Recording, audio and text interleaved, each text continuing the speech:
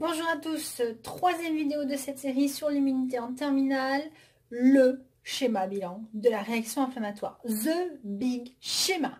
Alors je vous préviens, on va y avoir pas mal de coupures, de reprises, parce qu'il est costaud celui-là. Vous êtes prêts? C'est parti!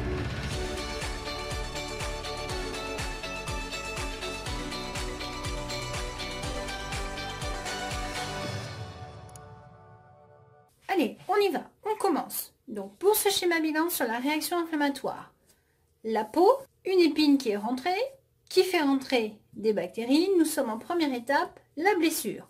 Tout va se passer entre la peau et le vaisseau sanguin qui doit se dilater, c'est-à-dire donc dans l'épiderme et le derme. Donc au moment où l'épine rentre, elle va déchirer les cellules de la peau qui, ces cellules blessées, vont lancer un appel au secours, le fameux DAMP. Ce DAMP va diffuser dans les tissus, venir se fixer sur les terminaisons nerveuses et sera à l'origine de la naissance d'un message nerveux qui remonte au centre nerveux et c'est la sensation de douleur. Ce DAMP va également activer les mastocytes qui sont présents dans l'épiderme et le derme et ces mastocytes possèdent à leur surface un récepteur qu'on appelle le récepteur PRR et ce récepteur PRR a pour but de fixer les bactéries, c'est-à-dire le PAMP. Nous sommes ici, troisième étape, à la fixation. Une fois que le mastocyte a fixé la bactérie, le PAMP, il va s'activer, il va produire donc deux médiateurs chimiques, on l'a vu.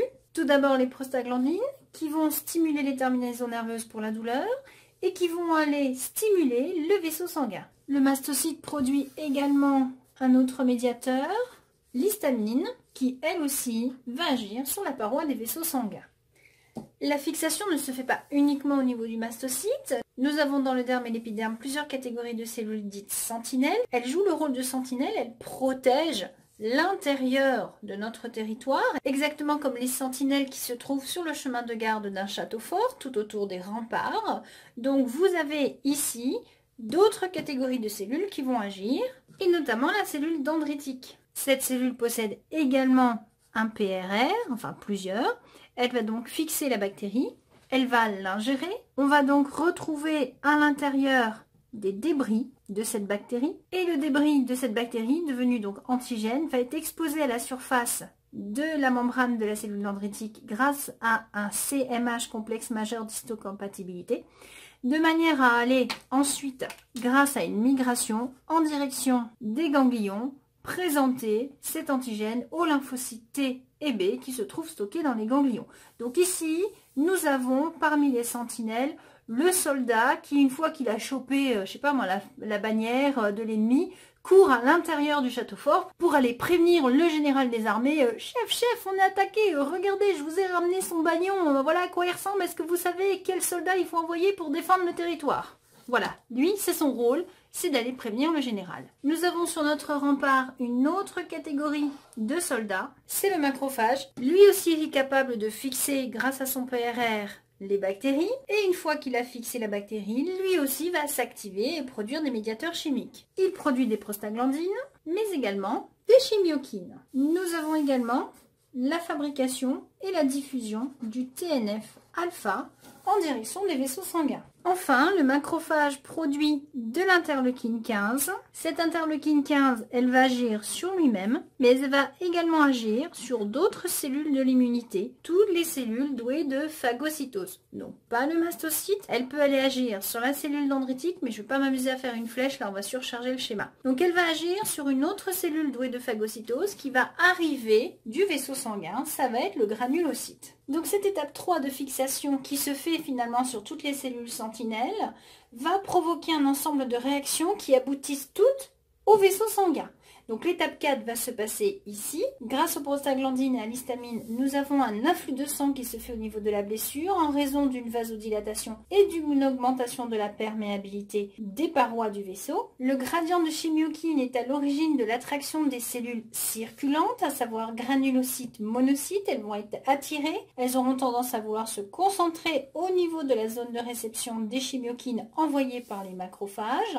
Et à ce moment-là, elles vont vouloir rentrer. Or, pour rentrer, il faut fabriquer des petits harpons, la fameuse sélectine, et ça c'est le TNF-alpha qui provoque cette fabrication de sélectine. La sélectine va pouvoir harponner et faciliter le passage des cellules à l'intérieur. C'est ce qu'on appelle la diapédèse. Donc nous avons aussi bien les monocytes que les granulocytes qui rentrent. Les monocytes vont subir une différenciation en macrophages et les granulocytes vont se contenter de migrer pour venir sur le champ de bataille où ils vont à leur tour être stimulés par l'interleukine 15 pour activer leur phagocytose de manière à ce que quand ils fixent les bactéries, ils puissent les phagocyter et les digérer. Donc pour résumer, la réaction inflammatoire se déroule en 6 étapes.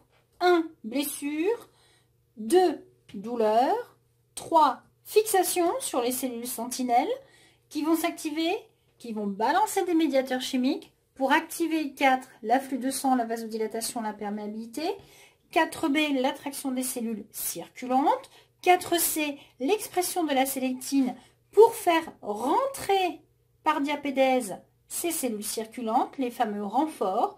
Certains vont se différencier pour devenir des macrophages, d'autres restent tels quels, les granulocytes, pour venir continuer à phagocyter. Donc dernière étape, la phagocytose, manger l'ennemi. Ça, c'est ce qu'on appelle la réponse immunitaire innée. C'est celle qu'on sait faire depuis la naissance. On n'a pas besoin de connaître l'ennemi pour s'en débarrasser. Il suffit de le manger.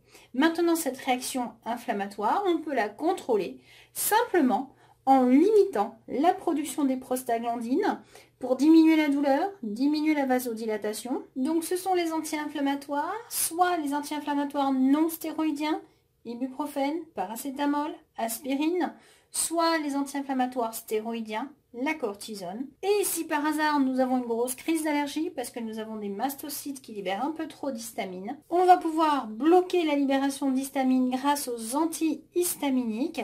Et ces antihistaminiques, donc empêchant la production d'histamine, vont diminuer la vasodilatation, vont donc diminuer l'afflux de sang au niveau de certaines zones et c'est ce qui va faire qu'on va arrêter d'avoir le nez qui coule ou les yeux qui coulent. Donc voici le schéma bilan de la réaction inflammatoire et de son contrôle.